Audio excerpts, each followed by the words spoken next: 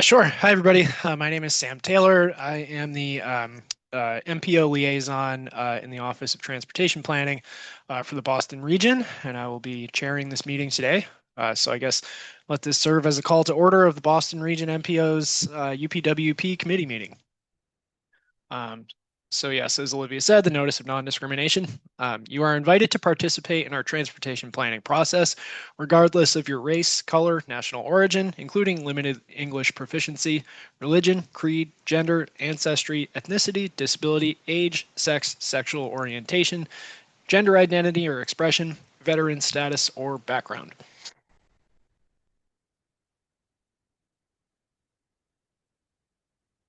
This meeting is accessible to people with disabilities. The Zoom products are compliant with exceptions with the following standards: Web Content Accessibility Guidelines 2.1, Level AA standards, and revised Section 508 standards.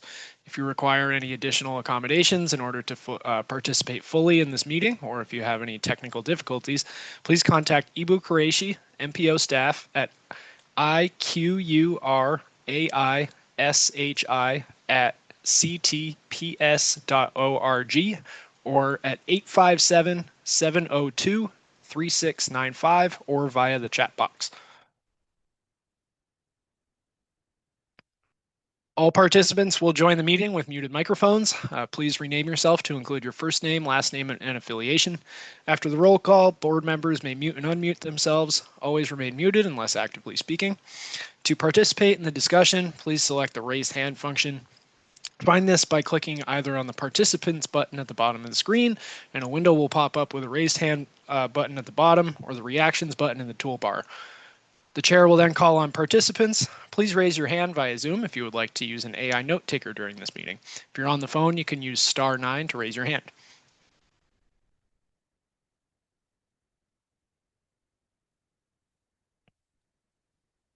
Okay, I can take a roll call of everyone, starting with MassDOT.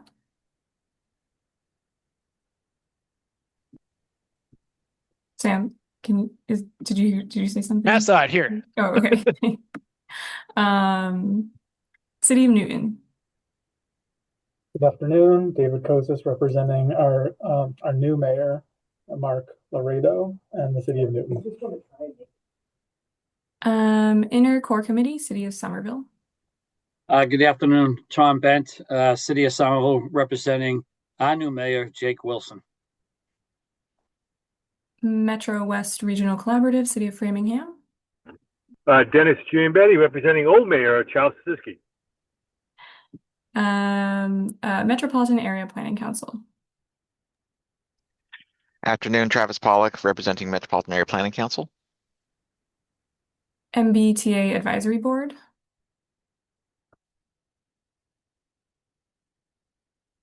Don't think I see any representation from them, so I will move on to the Community Advisory Council. Carl Alexander from the Mystic River Watershed Association, serving as Vice Chair of the Advisory Council. And Three Rivers Interlocal Council. Hi, Tom O'Rourke from the town of Norwood, representing the Trick subregion. And City of Boston. Good afternoon, Jen Rowe, representing Mayor Michelle Wu in the City of Boston. Town of Rentham. I also don't think I see Rachel today, so lastly, Town of Arlington. Leonard Diggett here and welcoming Sam to the position. It's watch out, David Muller, huh? You're going to be chair of the whole again soon. Thank you, Len. Does that conclude the roll?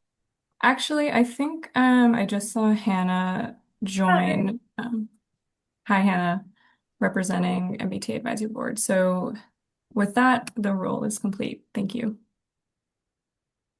Thank you. Moving on to our next agenda item, which is public comments. If any members of the public would like to comment at this time, please raise your hand.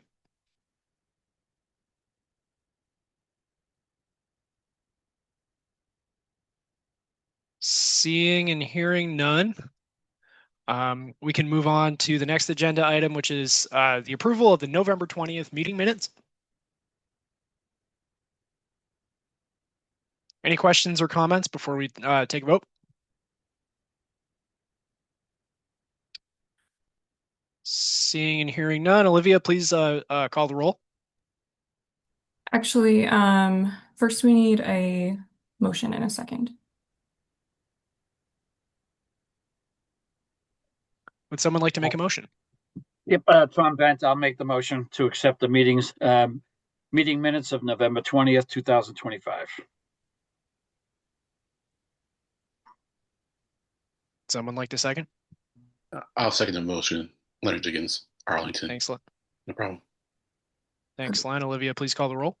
Sounds good. MassDOT. Yes. City of Newton. David Kosis, yes. Actually, sorry, I can go by names now. Tom Bent. Yes. Dennis Giambetti. Yes.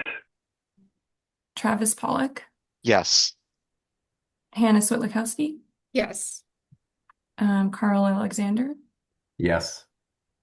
Tom O'Rourke. Yes. Jen Rowe. Genro abstain because I wasn't present, although I did review them, so caught up, I feel.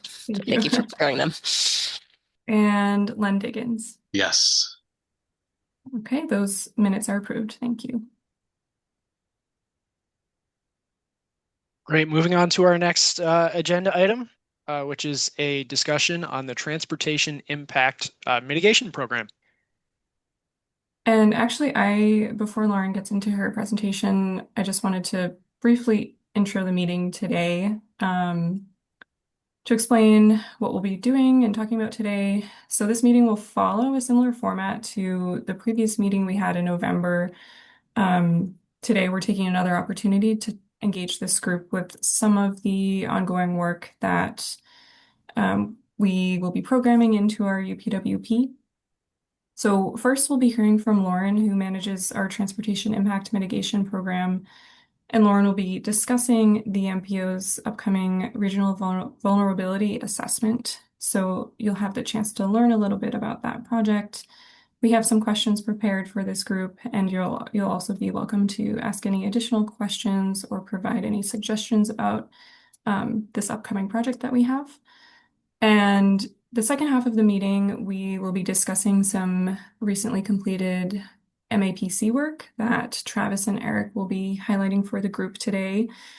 And just for a little bit of context, each year the Boston Region MPO allocates a portion of our UPWP funds to the Metropolitan Area Planning Council. And for the current federal fiscal year that we're in, 2026, that was about 18% of the full UPWP budget. So Travis and Eric will be specifically talking about the work that they've been doing using that UPWP funding source, and we'll have a little bit of a preview into some of the upcoming work that they'll be doing as well.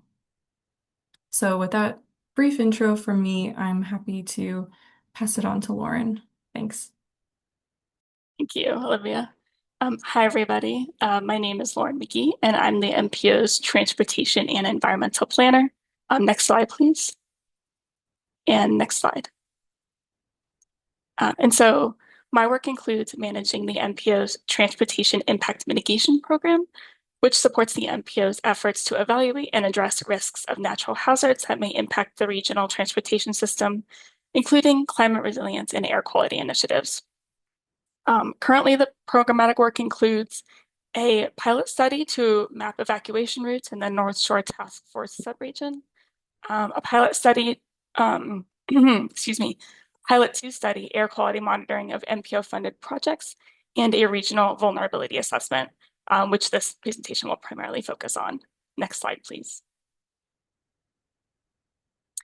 And so I want to briefly give an overview of vulnerability assessments for those that may be unfamiliar. Vulnerability assessments identify transportation assets that are at risk using a combination of indicators representing different components of vulnerability. Three of some of the common components include exposure, or the potential exposure of an asset to climate stressors, sensitivity, or how sensitive the asset is if exposed to particular climate stressors, and adaptive capacity, or how well the system can adjust to disruption. Next slide, please. And so using these components of vulnerability, one can determine a vulnerability score, which can be used for planning purposes. And so this is one example of a calculation to determine roadway vulnerability using a combination of exposure, sensitivity, and adaptive capacity with indicators that make up each component. And so each component of vulnerability and its indicators are weighted in a way that's customized for the region. This example uses modeled flood inundation depth and exposure to extreme temperatures to determine exposure, pavement condition, age, and historical damages to determine sensitivity, and functional class, evacuation route status, and traffic volumes to determine adaptive capacity. And so these scores are then added up to determine an overall vulnerability score for a specific roadway segment. And of course, there are myriad ways in which a vulnerability assessment can be conducted, and this is just one of the methods. Next slide, please. And so the results of this assessment can take various forms, such as reports, charts, and interactive applications. One example that I find to be useful is the Vermont Department of Transportation's Transportation Resilience Planning Tool, which is an interactive application which shows the vulnerability and criticality of specific roadway segments to show overall risk. This image of the application shows the Brattleboro area, highlighting low risk roadway segments in green, medium risk in yellow, and high risk in red. The chart on the right-hand side of the image shows volumes of roadway segments that fall into groupings of risk levels. Next slide, please. And so the purpose of the MPO's regional vulnerability assessment is to assess the vulnerability of Boston region transportation assets to climate hazards, to elevate regional climate concerns, provide metrics to support short and long-range planning, and connect findings to funding and programming solutions, and strengthen regional resiliency coordination. Next slide, please.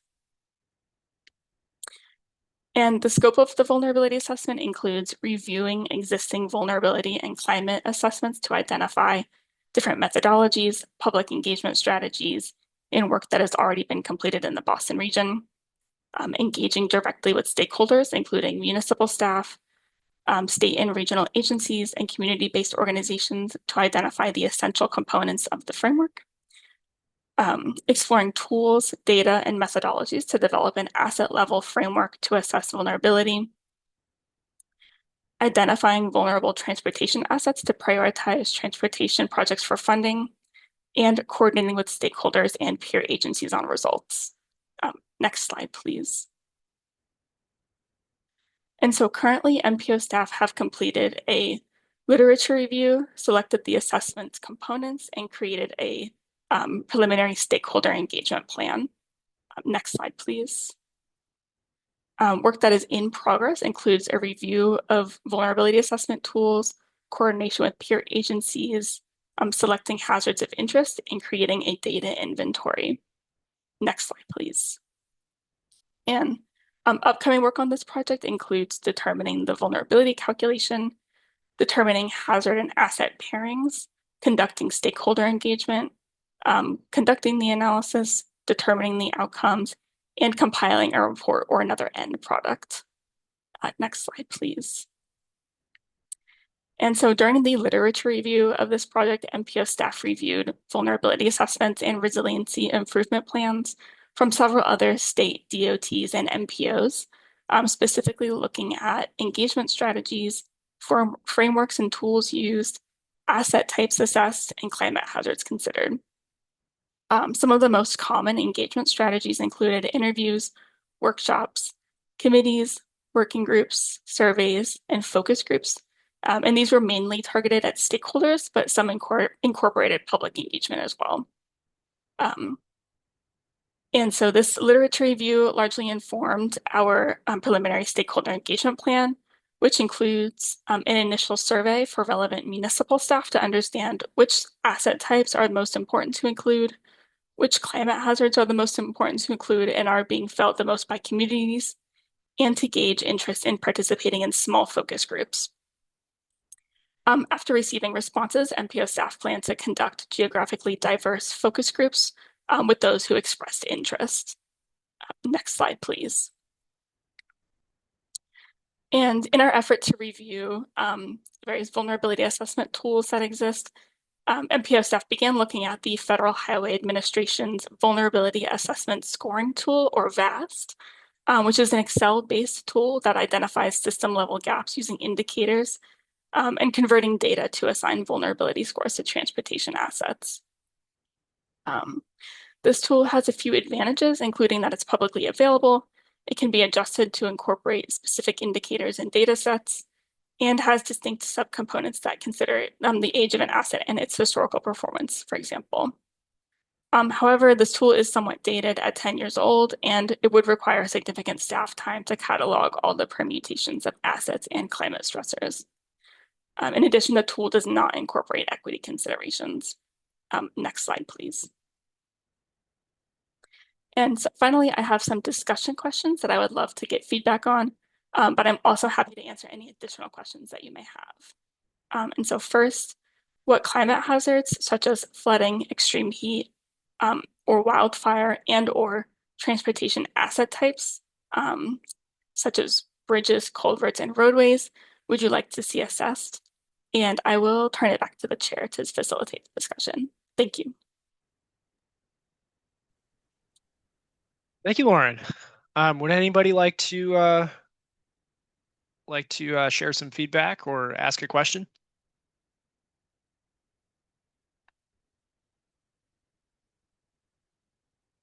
I'll just start by saying I really enjoyed the screenshot of the tool that you showed from Vermont. I love it when program managers look to peer agencies to see what works and see what others are doing in around New England and around the country.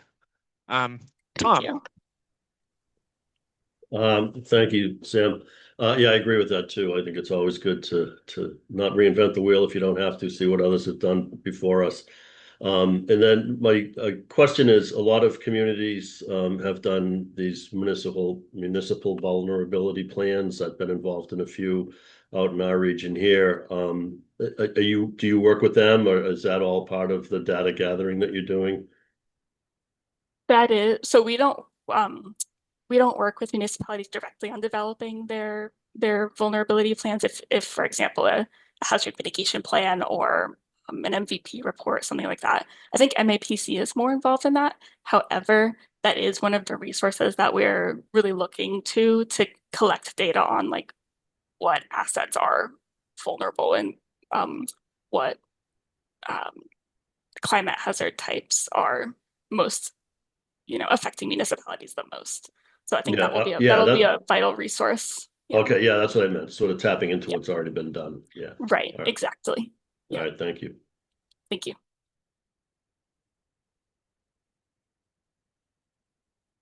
Thank you, Tom. Jen? Yeah, thank you. Yeah, really exciting to see this work move forward. I guess just a couple.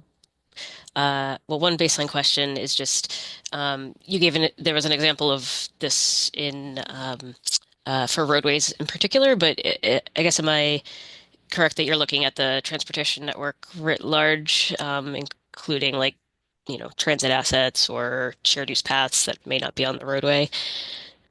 Exactly. Yeah. So the Vermont example, that's roadways explicitly, and that example calculation also is for roadways. But we're really hoping to get a more comprehensive, reach of at a minimum bridges, culverts, roadways, and hoping to include for example, pedestrian facilities, bike facilities, ports, the freight network, and other things. But that's one of the things that we want to collect feedback on, which is what is important to stakeholders and to you guys to see included beyond the basic asset types. Great. Yeah, absolutely. But my preference would be to be inclusive of those other kind of modes and asset types. In addition, I don't, and I know obviously transit. It's a whole other type of like data gathering, and I know that the T does some of their own resiliency work, but finding some way to coordinate with them and include that as part of the picture would I think would be important. And the other question, just in terms of as you go into this, is one of the kind of frameworks also helping us. I'm remembering back maybe a little less than a year ago, there was the MassDOT's resiliency improvement plan, and we were asked to kind of contribute some potential projects to add to that. And I was curious if would this also help us, or as part of the intent to kind of align with that work as well, so that we kind of have done some of the have identified on our own, and as a or at least as the region, some of the highest priority kind of assets to include, or potential projects to include there. Yeah, so the MassDOT initiative to include projects in their resiliency improvement plan, that was kind of a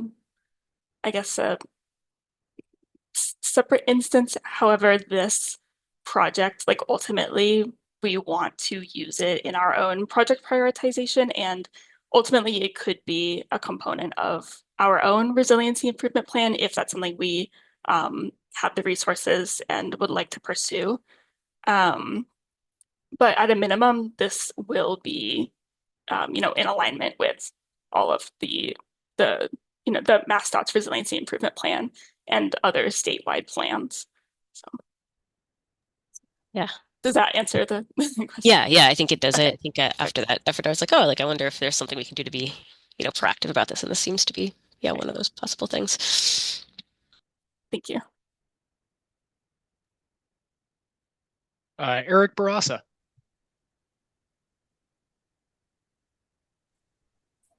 Thank you. Yeah, just a couple things. Yeah, MAPC, our environment team has done a lot of these climate vulnerability plans. So definitely would encourage you to connect with Van Du, the director of our environment team, if you haven't already. And we sort of follow them at a very high level. We get presentations, but we're not the transportation team. We're not like working like hand in glove with them on this.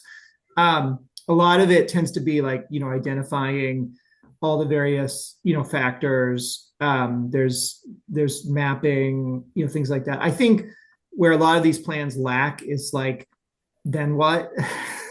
Like, and I think we've talked at MAPC about trying to engage more with our municipalities on strategies around like the uncomfortable decisions of when do you retreat from an area that's going to have a lot of flooding, whether it's coastal or inland flooding. Like, when do you just say, you know what, like, we're not going to invest in this asset anymore, like a road. And I think it'd be very interesting at the regional level, to understand where are some of these priority areas, particularly around flooding. And I think culverts is an area related to that. We noticed that the new federal or the BUILD program, that is one of the bigger federal discretionary grants that is out right now, has a notice of funding offering. Culverts are an eligible infrastructure activity. And so that is I think that's an interesting thing, is to identify some of these funding sources too. So those are a couple comments. Thank you. Yeah, I think that could definitely be identifying funding sources could definitely be an aspect of the end product. So thank you. Thanks, Eric. Carl Alexander. Okay. Hi, Carl from the Advisory Council. I have two questions. And thank you so much for your presentation. And coming from an environmental nonprofit, and just day-to-day thinking about the negative externalities on our infrastructure is kind of front of mind. to that end, I feel like, when it comes to like environmental risk or mitigating environmental risk for our infrastructure, right? There are like two risks. Like there's the risk to like the asset, or like the users of the asset. That could be for flooding, it could be wildfire, or I'm thinking more about it in terms of extreme heat. So like it's like there is to the asset or to the users of the asset, and then there's to the abutters and like the communities that host the assets. And so like I guess the question for you is like, how do you differentiate between like how extreme heat might impact a particular roadway or users of a roadway versus the neighborhood that's right next to that roadway? And like if there's any evaluation of the negative externalities on host communities for infrastructure. And so that's my first question. And I don't know if they're like if that's already baked into the assessment or if that's otherwise. Yeah, that's a really good point. So I think our initial assessment will include risk to the asset specifically, but we do want to kind of expand that to include the users and the communities to incorporate, equity considerations and other things like that. So I think we don't exactly, we're not far along enough in the process to know how we're going to go about that, but that is something that we want, input on what would be the best and most accurate way to go about that. It is something that we're looking to include. Great, great. Yeah, I know it's like I feel like there's pretty established guidance for like how to mitigate like, stormwater during a Right. storm event, but like in terms of like mitigating heat during extreme heat, that's like maybe less so pursued or tree canopy certainly is growing in discussion. But okay, thank you. And then the second Mhm. one, I think just in terms of your second bullet point, in terms of engaging region stakeholders, I think in a similar line, like if you are looking to get feedback on matters related to flooding, are you speaking to local or regional stakeholders in low-lying areas and similar to air quality? Are you speaking to representatives from Chinatown zip code, right? So I'm wondering if you're kind of from an equity lens, kind of folks at the tip of the spear, if they're being prioritized in that stakeholder engagement process. Mhm. Yeah, so I think our initial kind of stakeholder engagement plan is to try and reach as many communities as possible to get both, um, diverse responses from an equity lens and also from a geographic lens, just because different communities experience, whether they're coastal or inland, they may experience different um, climate stressors. And so that is the hope, is that we'll kind of get responses from um, a large number of and a representation of communities. But I do think that um, we would like to, in addition to that, we would really like to engage with um, community-based organizations to get further input um, on the equity component. Um, and so that is something that we're planning to do, but it hasn't been kind of established how we're going to go about that at this point. Great, awesome. Yeah, it's a Yeah. diverse array of topics to cover during that process. So I really appreciate it. Thank you so much. Yeah, thank you. Thank you, Carl. Dan Jaffe.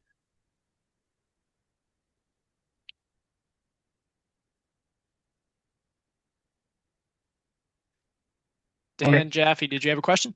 Yes, I do. I'm sorry. Trouble getting to the unmute. Anyways, I really love what you're getting towards here, especially the climate hazard aspects. The one thing I do want to point out is that culverts can be looked at different ways. I'm looking at it more of spillways and runoff from roads as well as railroads, where there could be leaching from the fill that they use from greases and oils that have leached into the bed. And that gets also into what materials are then within the water or the waste, being solids like carbon black, fibers from the tires, mineral particles from brake linings, and obviously oils from the cars themselves. And then you have the other factor here is the neighborhoods themselves. which could be influenced by wind, some of this material being carried into it, as well as water pollution from the roadways or the rail spaces. So those are things that might want to get in here as well. Thank you. Thanks, Dan. Len Diggins. Thank you. So what role, is MassDOT playing, in this process? Because I ask because this one, more than almost any other program, it seems to me would benefit from a more top-down approach, from MassDOT. I kind of like it in a way of MassDOT said, here are the issues, and this is where the MPO can help us, and so I suspect there's an element of that in the background. And so if you could maybe enlighten me a little bit, that would be good. So it's more of a curiosity question than anything else. And so yeah, that's it. Sure. So as of this point, MassDOT has not been involved in this project.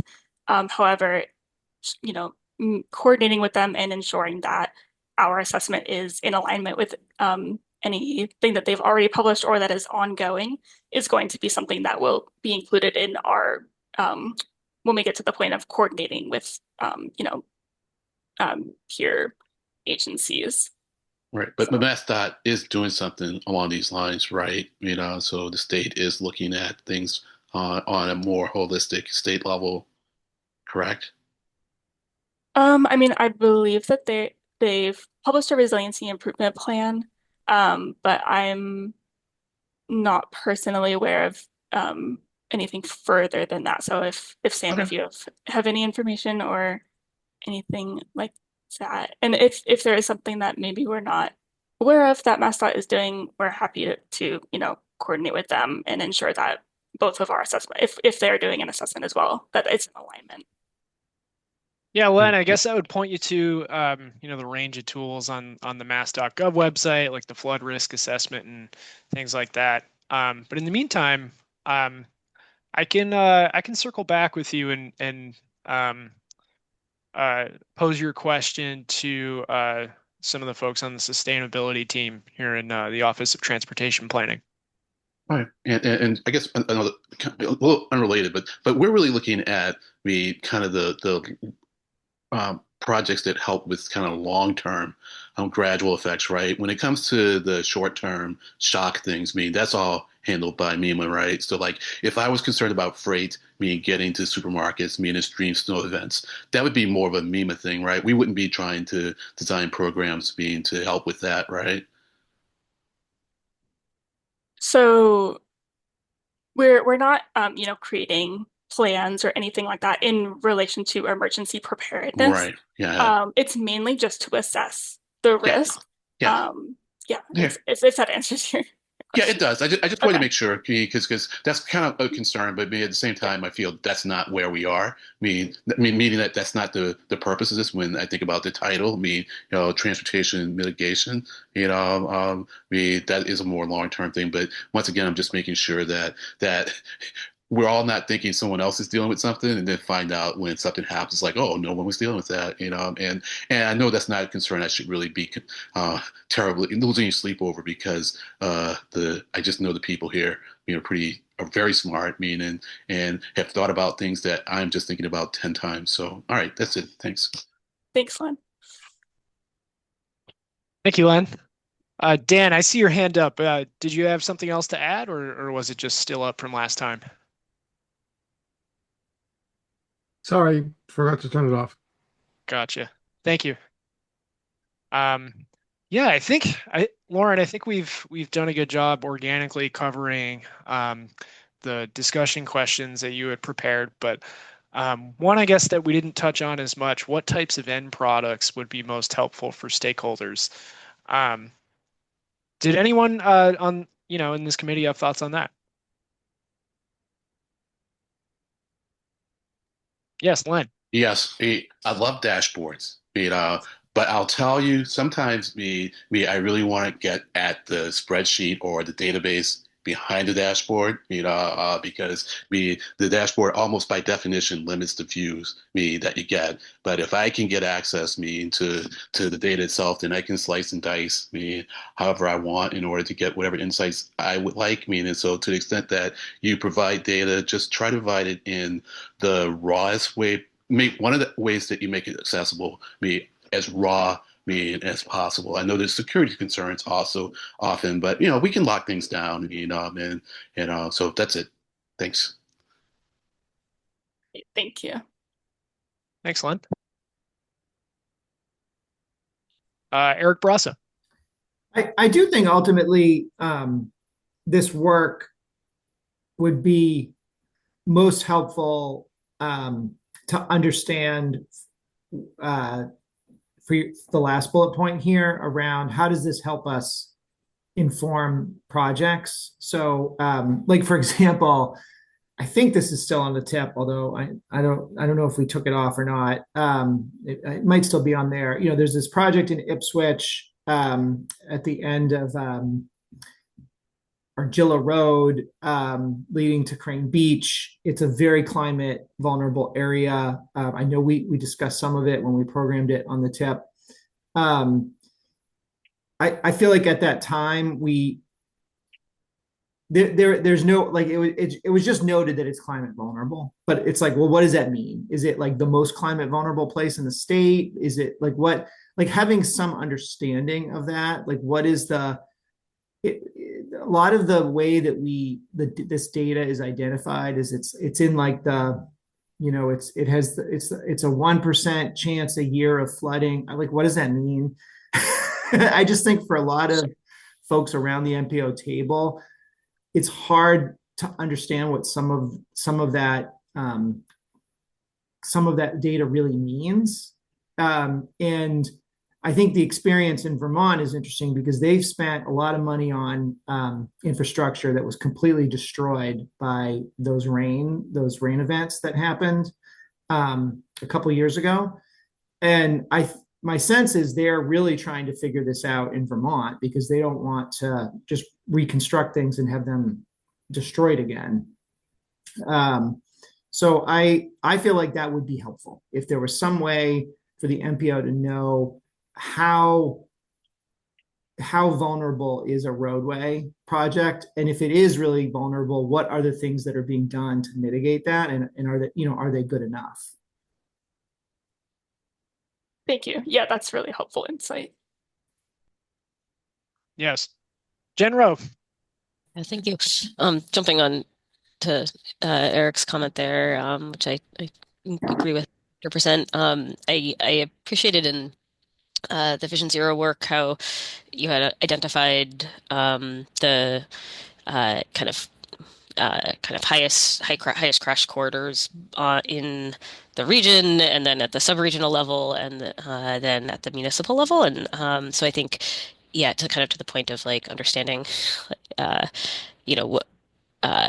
one way of understanding what this really means is like which are the most vulnerable. Of course, that like there's a gap there in terms of then understanding. Okay, well, like is it the most vulnerable? But it's everything overall isn't that vulnerable. But but I think that at least that prioritization is helpful on a municipal level in terms of how we're thinking about spending our kind of very constrained capital dollars on projects. Thank you. That's really helpful.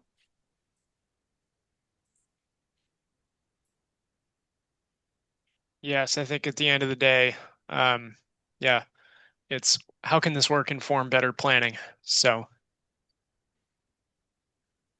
Lauren, do you have anything else to add? I do not. If there's any other questions, I can put my contact information in the chat if there are any outstanding questions or follow-up conversations. Any of you are free to reach out to me. And thank you all for listening. All right. Thank you, Lauren. We will now move on to our next item, which is a presentation from MAPC on recent work. Yeah, thank Eric you. or Travis, take it away. I think I'm going to start, right, Travis? Yes, Eric, please go ahead. Okay, I'm going to start and provide some context and talk about one of the things, and then I'll pass it to Travis. And I actually I just put an interesting article in the chat about Vermont, and some of the decisions there I think they're grappling with. But yeah, maybe we could go to are you able to load our slide presentation? So great. So we want to just give an update on our UPWP program and all the various program areas that we use the UPWP funds on. And then we're gonna, if you can go to the next slide, gonna give kind of a high level overview of those programs, kind of highlight some of the projects that we did over the past year, and then go into a little more detail on kind of 3 areas. So our work we've been doing in Salem on parking reform, work we've been doing in the Burlington Mall area in Burlington, and then some of the things we've been doing with our just like improving walk, biking, rolling in the region, bike share, a recent bicycle pedestrian plan that we wrapped up in Revere. Then highlight a few things that were kind of ongoing efforts into FY26, and then really just be able to answer any questions or have a discussion. So let's go to the next one. So our UPWP program is broken into these kind of programmatic areas. So and if you go to the website and you look at the UPWP and you look at, I think it's chapter 6, which is the MAPC's work, you can see that these programs identified. The first one is just MPO coordination. That's the work we do, coordinate with the NPO and MassDOT and the MBTA and running the municipal elections and things like that. The second work area is our sub-regional program. So we have the 8 subregions. We have sub-regional coordinators who are working with the municipalities and other stakeholders at the sub-regional level, coordinating issues. A lot of the focus of the subregions and really of MAPC's work out of the UPWP in general is at the intersection of transportation and land use. For example, over the past year, a big conversation at the subregional level has been the MBTA communities and compliance with that. And we've produced a number of resources and tools to try to help our municipalities steer more of that growth kind of in transit-oriented areas. And we've had a lot of conversations at the sub-regional level about, transportation impacts and housing, and that's been a big topic of conversation. A third area is our corridor sub-area planning work. So a lot of this work is work that we're doing kind of at the corridor level or within a specific municipality, usually focused on issues around parking, around transit-oriented development.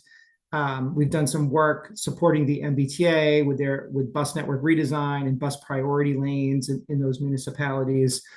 Travis will talk about this work that we're doing with Burlington and the mall area that's falling under that sort of work program. The next one is what we refer to as alternative mode planning. That's a lot of our work in the bicycle pedestrian area. We do a lot of work trying to connect our regional trails across the region. We do a lot of complete streets planning with municipalities, bicycle pedestrian plans. Talk a little bit about some of that, but our coordination of the regional bike share program, Blue Bikes, we fund with this. The next area is Metro Common. Metro Common is our regional plan, and we are constantly making sure that the work that we're doing as an agency is aligning with that plan. It's very easy to have scope creep, particularly when we are funded with so many diverse ways that we see a funding opportunity. Oh, maybe we jump at that. Well, we want to make sure that everything we're doing as an agency is really in line with our regional vision, and making sure that there are those sort of strong ties between our land use and our transportation. We have a strong community engagement department now that we fund some of their work out of this too, and making sure that we are really doing a good job of engaging community-based organizations and the public at large, in our planning work. We carve out some money to make sure that we're following all of the major development projects that are happening across the region. And most of those are projects that are going through the state environmental permitting process through MEPA. We also review projects that go through the City of Boston's Article 80 process, because those tend to be kind of bigger projects too. But most of the projects that we're looking at and commenting on are through the MEPA process. For example, there's a big project right now, major project that is going through MEPA that has a comment deadline of January 22nd, which is the redevelopment of the tank farms in Everett. And we actually just hosted a meeting this morning with a number of stakeholders, getting a nice overview from the proponent, the Davis companies, about that project and their transportation mitigation. Jay Monty was a part of that. We had Somerville, and it was a good conversation. And so that's that area of work. We also carve out some funds for our data services team that works on integrating land use into the transportation model. So they work very closely with the modeling team at CTPS. As we do the long range plan every few years, we're constantly updating our regional growth projections and demographic projections, population, jobs, and how that feeds into the model, and also how changes in the transportation network also create accessibility, and then that creates the market conditions for growth and development. So there's sort of this iterative feedback loop, and we've been trying over the years, doing a better job of like automating that, and that's some of the work that we have our data services team working on. And then the final area, both MAPC and CTPS have carved out funds for local technical assistance. So over the course of the year, we get contacted by cities and towns that ask us for help. Often it's falling into that bicycle, pedestrian, transit area. These tend to be smaller projects where we can send staff out and help on those. So in broad strokes, those are our programmatic areas. Can we go to the next slide? These are a number of projects, more specific projects that fall under those program areas that we've worked on over the course of the year.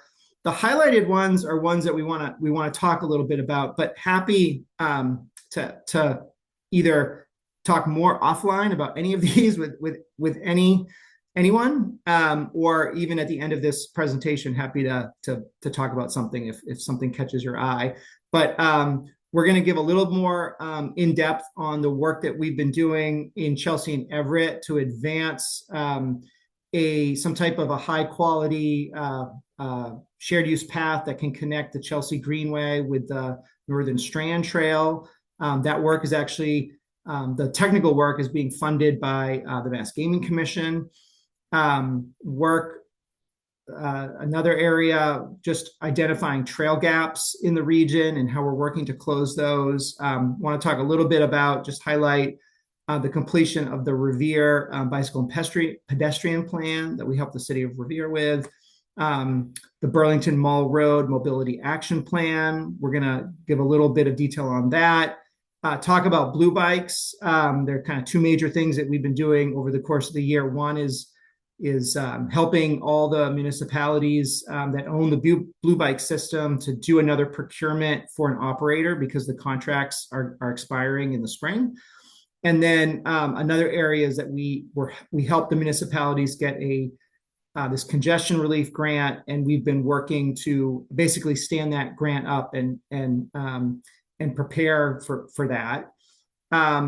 And The first thing I want to talk about, though, is some work that we've been doing with the city of Salem on parking reform. So maybe we can go to the next slide.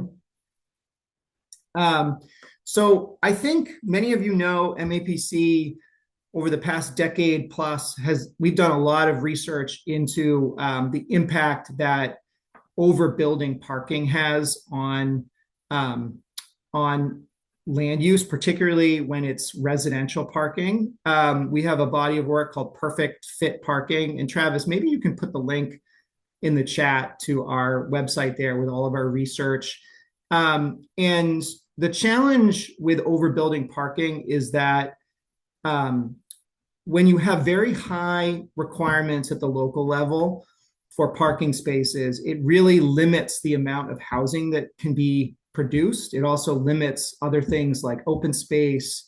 And it also almost guarantees that the people who live at those sites are going to own lots of vehicles and use them. And so we've really identified parking and the need for reforming parking requirements as an important thing. And it is, without a doubt, one of the more impactful things for limiting housing. And we have a housing crisis, in the region. And so we've identified this work. We've done research where we've gone out at night and we've actually counted the number of spaces that are not occupied at multifamily housing sites.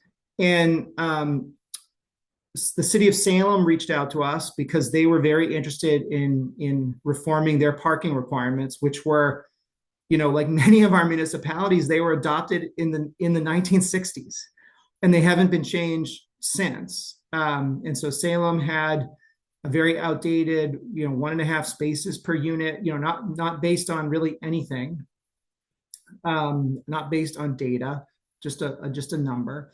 And so we worked with the city and we went out, we identified 14 sites, and we went out at night and did the data collection and the analysis. And the most important statistic is really the utilization. About a third of the spaces are not being used. And so that's really that really shows that you're overbuilding parking, and it's coming at the expense of housing. It's a huge cost, particularly when it's required as a structure. But even the land area is dramatically reduced when it has to be surface parking. So there's a lot of negatives in terms of overbuilding parking through these really, really outdated requirements. So we work with the city. It's challenging to make these changes because you need public support, and there's often a knee-jerk reaction at the local level to say, well, we need to require a lot of off-street parking because we don't want people parking on the street, or we don't want competition for on-street parking for other uses or other people who live in the neighborhood. So we helped the city share these findings. We helped them connect with residents and the community, and then we helped them draft an ordinance to eliminate parking minimums. If you can go to the next slide. The good news is that the city council in September voted 10-1 to eliminate parking minimums. So that was very exciting. And they actually did a bill signing or an ordinance signing. That's the mayor seated in a parking lot. And that was great. And if you go to the next slide, we helped the city, do this analysis. There was also some work we did where we looked at different rates of inclusionary zoning and what that, one of the questions they had was if the city could even reduce, if they could really get rid of parking, could they increase the inclusionary, sort of as a trade-off? You're gonna, you don't have to build parking, but we want you to build more inclusionary zoning. And we found that in Salem, there's not the market for super high inclusionary zoning rates. So we did help them, put this together all into an ordinance that was adopted. So it was a really great body of work. And Adi Nochur on our staff led that work along with our housing team. And so that was a really great success. So let me pass it. Oh, and then we are, because of this, we've heard from a number of other municipalities interested in this, and we're actually in conversation with doing something similar in the city of Chelsea right now. So let me pass it to Travis.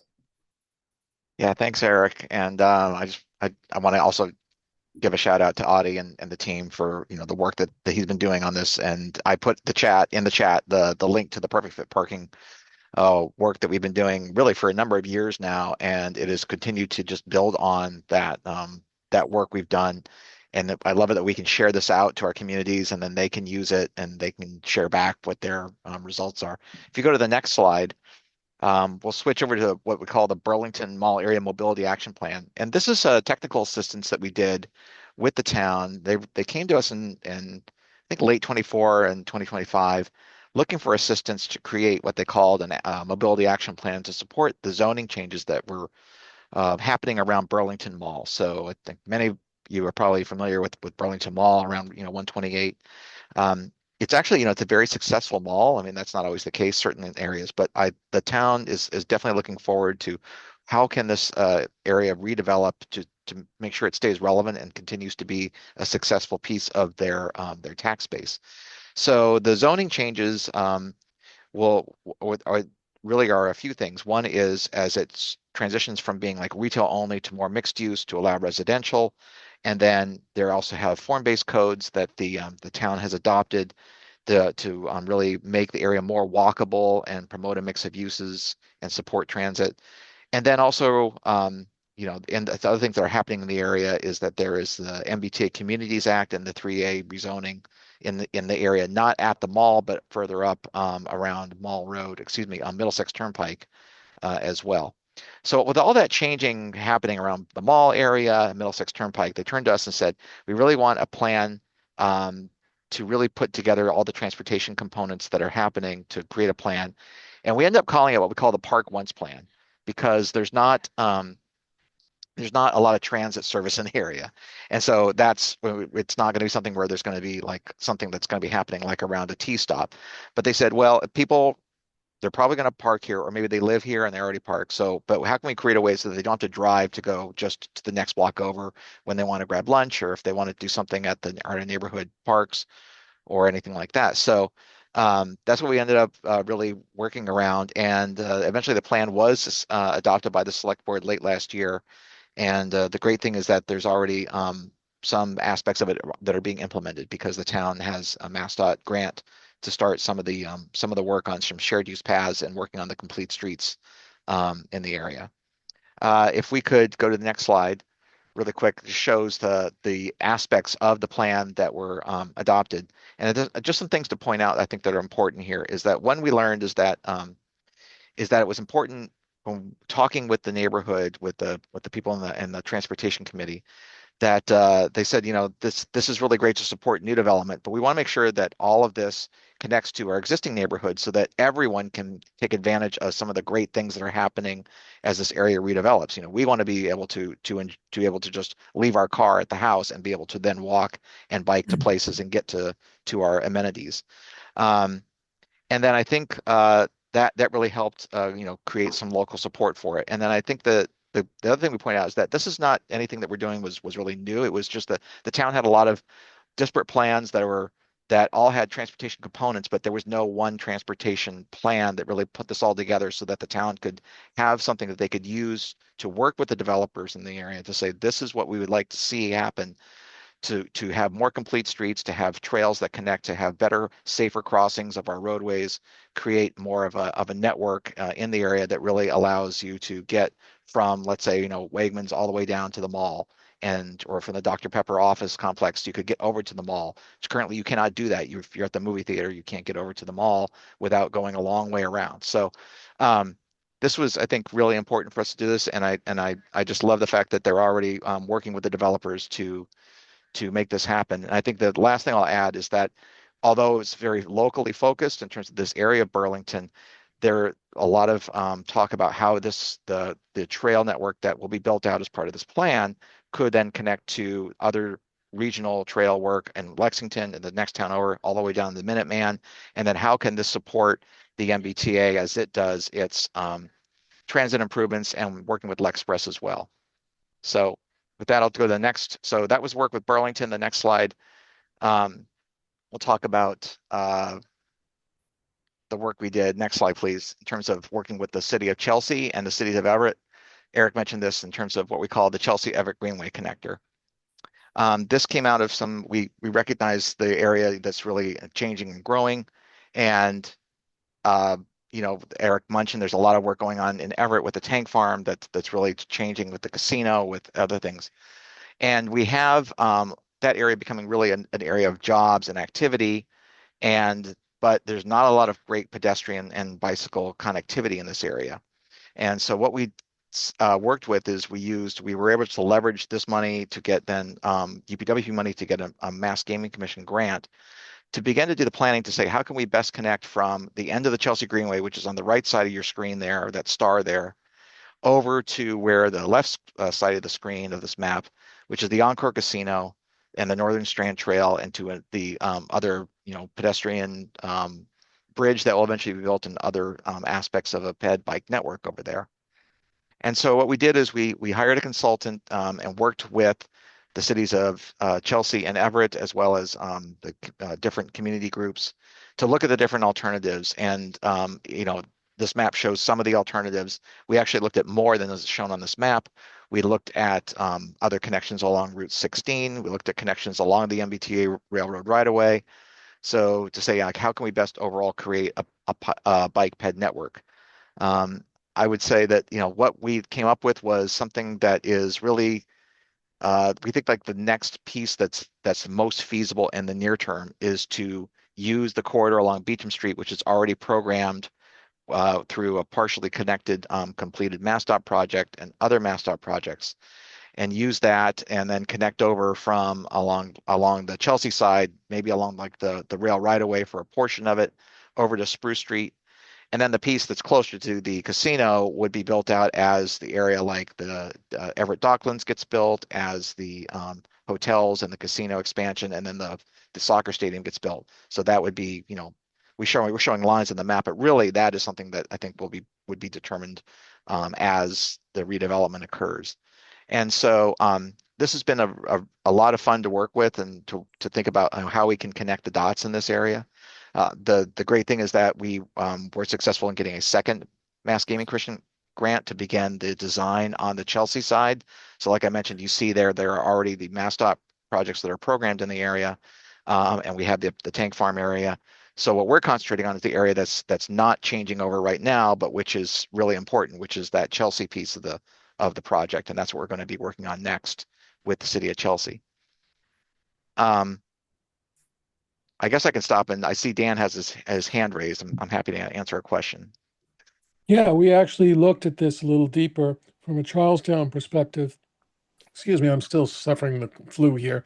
And we were looking at it from a lower Mystic River walkway space that ran from Charlestown's Navy Yard all along its water space up the river, and then crossing over at the bridge over there and the dam, and then coming down and back down to Route 1 along the river there. And Beecham was the pathway that we figured we'd have to use for the industrial space, and then getting back to the water along on the other side there of the channel space. So we've been looking at this a little bit before, I think even you. Yeah. So I'd love to touch base with you and show you what we were working on. So maybe you can introduce some of it into you. Thank you. Thanks, Dan. Yeah, it's been a lot of work on this, and really although there are other corridors I think that will happen longer term, the nearer term has really been, I think, this Beecham corridor as well. So yeah, I'm happy to connect with you afterwards. Thank you. In terms of if we can go to the next slide, I'll just go over a couple more projects here. So turning over to what we call the Walk Bike Road Roll technical assistance that we use the funding for. Some of the projects I'll talk about. So first is work that David Lassenheiser has been doing with our communities, both here in MAPC and with the CMRCP, our RPC, excuse me, to look at what we call the Charles Headwaters Greenway, to work with the towns of Bellingham, Franklin, and Mendon, Blackstone, to look at using a former railroad corridor to create this this corridor.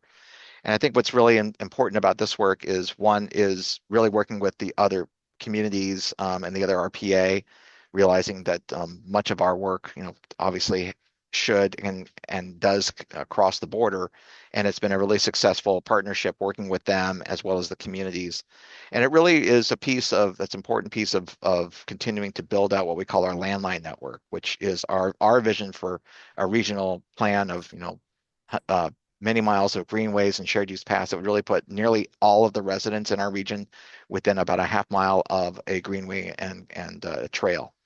Right now, thanks to the work we've been doing, we've been able to leverage that like we did with Chelsea and Everett, to leverage to get additional grant funding to do a preferred route alignment study that is currently underway. The RFP process is underway, and there's a consultant search going on right now. And so just, we will continue to do this work into 2026 and beyond. Next slide, please. My colleague, Mara Holland, and David also have been working on what we call the Revere Walk Bike Roll Plan. And this one has been one where, again, we were able to leverage the UPWP funds to get additional grant money through EEA to complete this plan in 2025. It's really one that we looked at as try to be as equitable as possible, to look for ways for all different types of residents to be able to walk, bike, and roll. There was a really broad and robust engagement in this one, and we had a good time, I think, going out to the public and talking with different community members about this plan, and try to make sure that there was, that they really had a good public input on this one.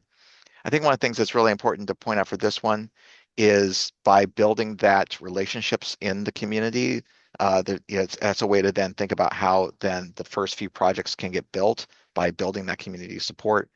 And then hiring a firm to really create some design projects and cost estimates for the first projects. So again, sometimes, we were talking about earlier, sometimes we do a plan and it's kind of like, well, okay, so now what do we do with this information? Well, I think what we want to do for this plan, really, and for others, is to think about the projects that can be done and make sure that then those are ones that the city can pursue right away. As was mentioned, this plan was adopted last year, and I think we're excited to see what can happen in this. And of course, with Revere, it's really close to the one we were talking about with Chelsea Everett. This is an area that's really changing and growing, and it doesn't always have the pedestrian and bicycle network that really supports people that don't drive, and also, in terms of extreme heat. So keeping up with that as well, I think, is really important for these plans. We can go to the next slide. Next, I'll talk finally about the bike share work that's been really important. So a few facts about bike share. In case folks don't know, there's been 25 million trips since 2011, when bike share first started in our region. That's like an average of 10,000 trips a day. You got 26,000 annual members and 1 million passes that are used. The system now has grown to like 500 stations with over 5,000 bikes. You've got 13 municipalities that are there. And as Eric mentioned, this is something that we're here to help coordinate all that work that all of our different all the members of Blue Bikes are doing. One thing that's been happening is there were e-bikes added to the system in 2023, and we've seen a real increase in ridership and membership of people using e-bikes. That's been good, and that people are excited, and it's great, and it's helping people to get around in ways that they don't, weren't maybe used to driving before. But that requires a lot more work in terms of the operator, thinking about having to do the battery swaps. So we're trying to think long term, what does the electrification of an expansion of the system mean? So that one thing we're doing is we're overseeing the regional procurement of the private operator and thinking about long-term sustainability in terms of financial sustainability of the system. If we can go to the next slide, please. So as Eric mentioned, the thing we're doing is we're awarded a congestion relief program grant. It's a very competitive grant. We were excited to get this one. We worked with the city of Boston to combine our efforts to go after a single grant for Boston to do its transit expansion, and for us to do think of the regionally the bike share. Right now, the plan is that there would be 32 electrified stations and expansion of then stations that become electrified. That frees up that infrastructure to be expanded elsewhere, and then there's to add additional bikes, additional electric bikes. So that work is underway. We're excited to have that happen. And while that's happening, at the same time, we've done the procurement of getting a new operator for the bike share system, or excuse me, to get a new contract for an operator of the bike share system. We had to work with working with the different municipal members to develop the RFP, to do the process, so that they all were part of the process to review the applications of the vendors. So Motivate, which is Lyft, was selected as operator. Contract negotiations are currently underway.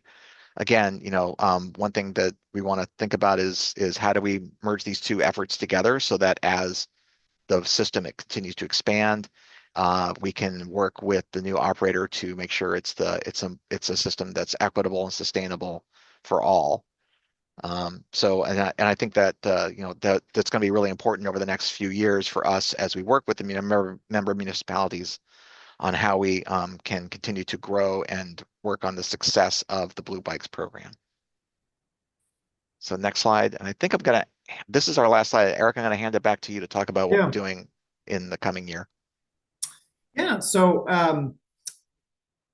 some of these things are ongoing efforts. So as Travis mentioned, we did get a second round of funding from the Mass Gaming Commission to design a portion of this shared use path, really coming out of the end of the Chelsea Greenway and connecting to Spruce Street. And we're going to work with the city of Chelsea to get that to a high level of design. We're actually meeting with MassDOT next week, and we're scoping that work to then procure a design firm to do that.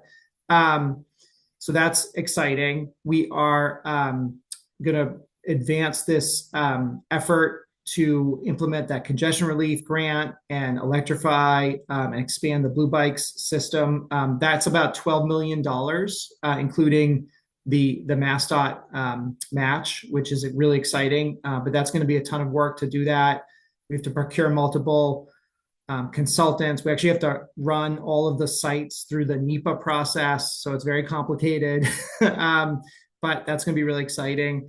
We're doing a lot of work across the region to close trails. The trail that David was talking about, this Charles Headwaters Trail in Bellingham and connecting into Blackwater, we see that as a major gap in a really burgeoning trail network that can connect Lowell in the north and Providence, Rhode Island in the south, with essentially a 70-mile, almost completely off-road trail that would link the Bruce Freeman Trail, which the MPO has been funding over the years and continues to fund through Sudbury into Framingham.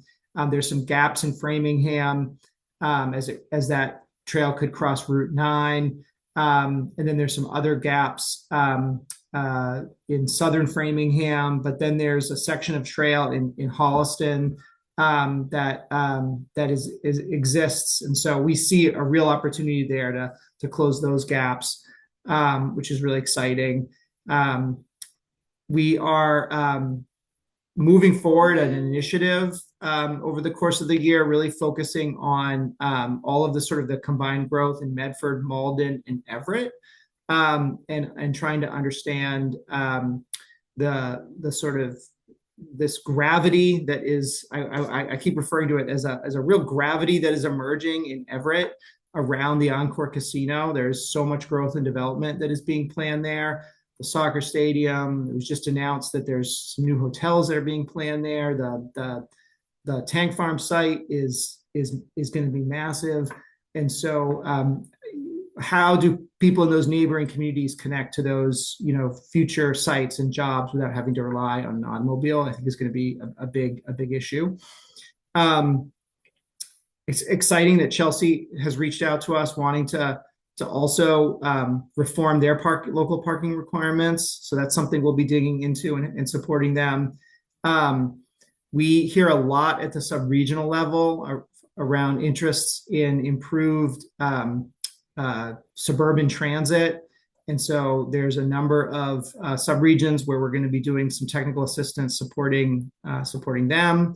Something we've heard a lot about from our sub-regions is just improving the coordination with just what's happening at the MPO and the sub-regions, just more lines of communication and opportunity for coordination there. So that's something we want to continue to strengthen, particularly with the sub-regional representatives who are on the MPO board and the sub-regions.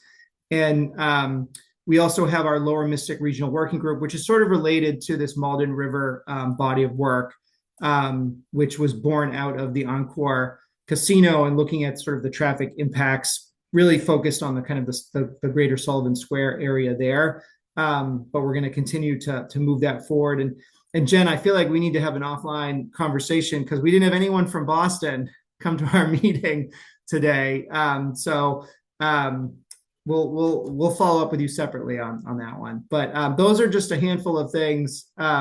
Ramona was there. Oh, okay. I guess I don't know her, but we'll talk separately about that. Those are just a handful of things that are in the hopper right now, and there are more things that we'll be developing. But really, this is just given the time, we wanted to give kind of a high level flavor of some of the things that we're working on, and happy to answer any questions or talk in more depth offline about any of this. Thank you, Eric. We've got about 8-9 minutes for questions. So if anybody has questions for Eric and Travis, now's the time.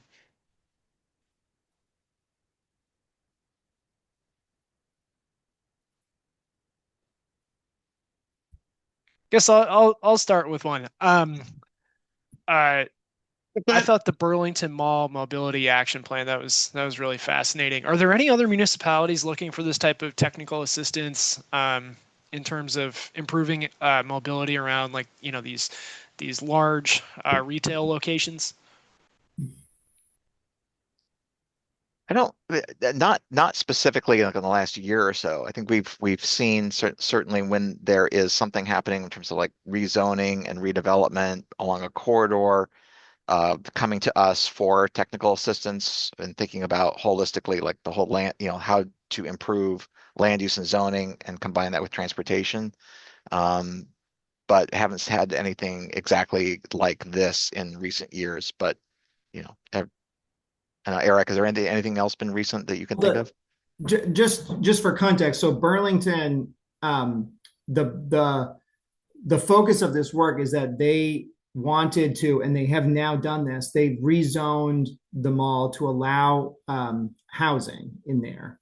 And so the idea was that if you build housing in that area, how can we have it so that like the people who live in that housing don't literally have to get in their car to go like a 1/10 of a mile because there's no sidewalk or the parcels don't connect. And so that's why Travis referred to this as sort of the park once. So I think a lot of it, even though it is a major retail area, Burlington's vision is that it will become more mixed use. And there are, there are commercial, like Travis was saying, there are offices, like just on the other side of Middlesex Turnpike, but impossible to get to. And so we came up with a number of ideas on how to, short and long term, how to make those connections. And Scott, it's not exactly your question, but in terms of like one thing we did is we realized that like the work, for example, that's happening in Watertown around the Arsenal Mall area that is in that quarter that's redeveloped over time was really a parallel or a very similar type of thing that Burlington's looking to do. And so we got, we did a little tour and got them in touch with Watertown to kind of like see how that's happening, and even like Linfield Commons, which again a little different animal, but we pointed out to folks there in Burlington about their neighbors in Linfield are doing things where there's kind of like housing and retail and everything in a more walkable environment that can happen because I think it's always good to point out, as to what other communities are doing that are good case studies and examples. Yeah. Thank you both. Len, did you have a question? Yes, so maybe I missed it in the impressive description of things that you're doing, but are there any thoughts about connecting Assembly Station, to the casino, getting across the river? Yeah. So the pedestrian bridge is advancing in design, and there is a commitment from the administration to fund that. And I think and Carl, Alexander, you might even know more than I do, because I think you're closer to this issue. But I think I think that's gonna happen soon, hopefully. All right. So that's the pedestrian bridge we were mentioning. Okay, fine. Thank you. Great, thank you.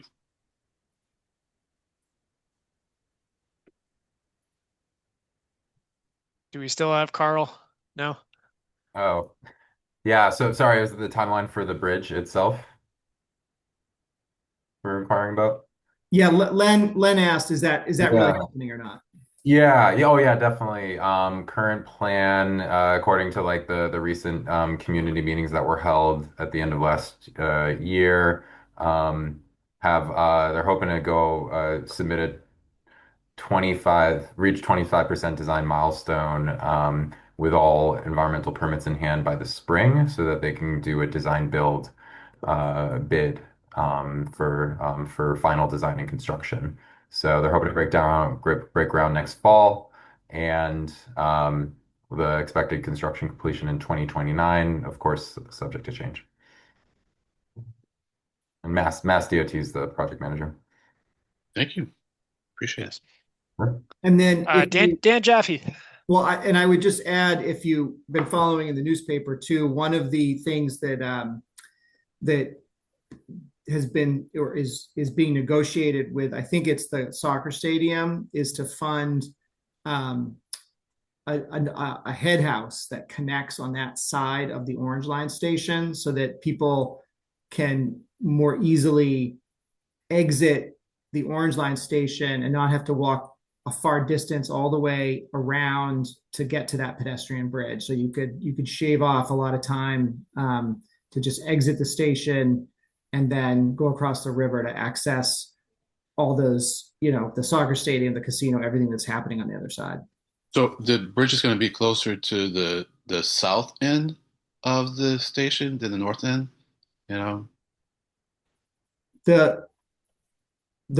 The bridge lands at right now, the Orange Line, the only way you can access it is on if you're looking at a map, I guess that's like the western side of the tracks. There is no way to access the station on the eastern side. Can I add a little more to that? It's two different problems here. First of all, it's still a fair walkway across the gap there to the station. So I'm a little nebulous. I'm a little nervous that this is not going to be as popular as what they want. I'm not against it. I'm just saying is that I think people tend to want to go beelines versus sinuous routes to get somewhere.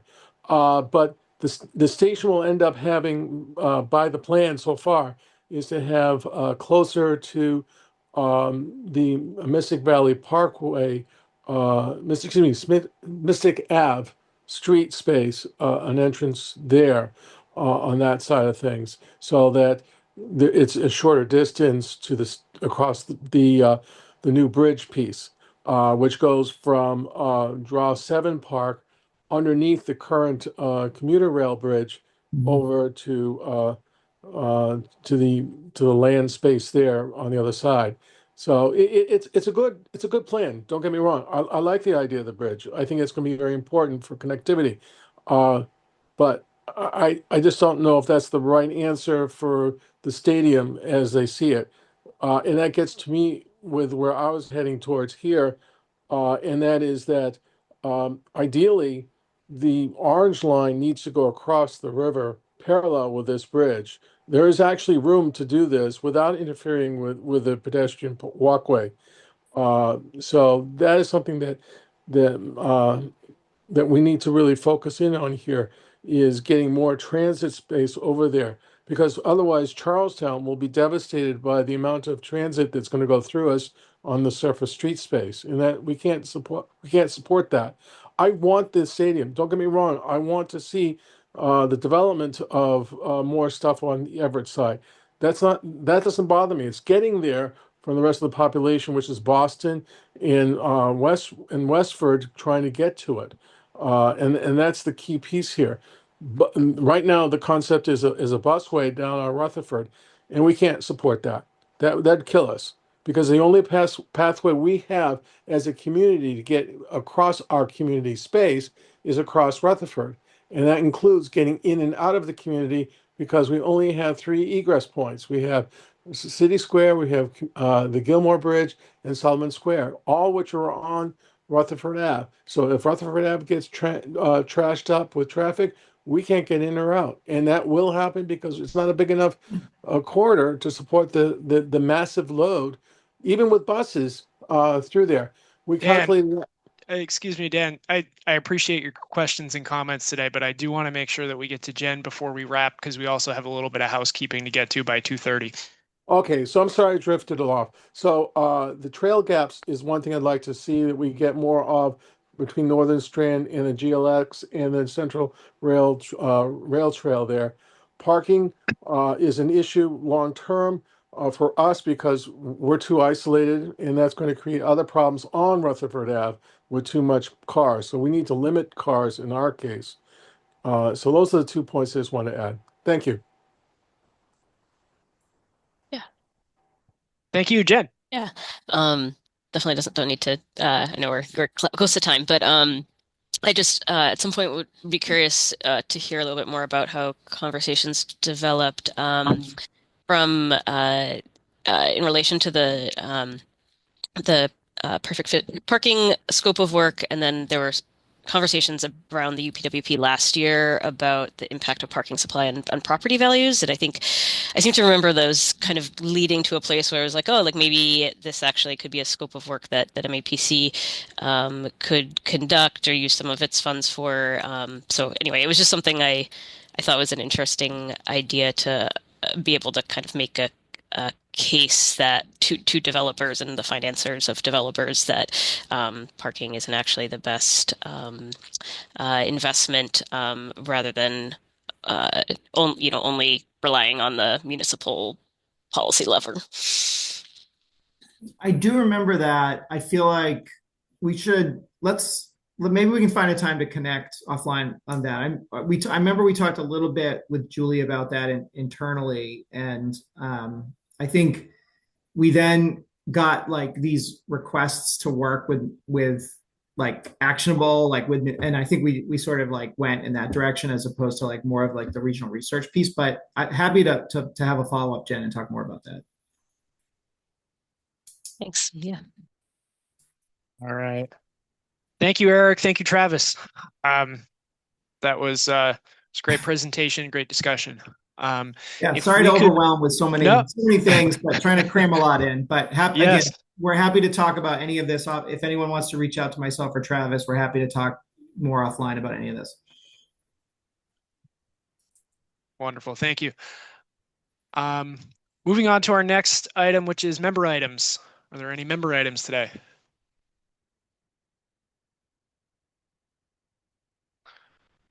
Seeing and hearing none. Guess the last item here on the agenda is the next meeting. Olivia, do you have any more info on this? Yes. So next we'll be meeting it will be at the end of this month on Thursday, January 29th at the same time, 1 p.m. We'll be switching gears a little bit at this meeting and talking about a handful of potential discrete planning studies that could be incorporated into our next UPWP. And I'm still figuring out if this could be done in a hybrid format, so please stay tuned for more information about that meeting from me. Thank you. Great, thank you. We've reached the end of the agenda. Do we can I have a motion to adjourn? Jen Rowe. Roll, motion to adjourn. Motion to adjourn, second. Second. Thank you. With that, we are adjourned. Thank you all. Thanks. Thanks, everyone.